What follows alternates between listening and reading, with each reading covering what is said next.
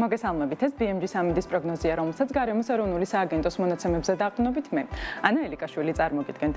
7 ოქტომბერს სრულიად საქართველოში დროგომოშვებით ღრუბლიანობა მოემატებს უმეტესად უნალიკოდ. დასავლეთ საქართველოში +29 მთიან რაიონებში კი +28 გრადუსია მოსალოდნელი.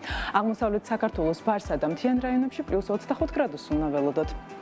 როსტოვში +25, მარნეულში +23, თელავში +24, სიღნაღში ასევე +25 გრადუსი, ომოლოში +23, ლაგოდეხში +19, ცხინვალსა და გორში +24 გრადუსი ფიქსირდება. სტეფანწმინდასა და ბაკურიანში კი +18, გუდაურში +14 გრადუსია მოსალოდნელი, ბორჯომში +26, ახალციხეში კი +25 გრადუსი უნდა ველოდოთ.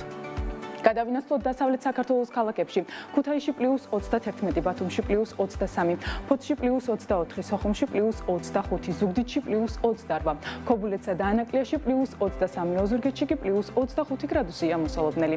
რაც შეეხება დედაქალაქს თბილისში ჰაერი +25 გრადუსამდე გათბება.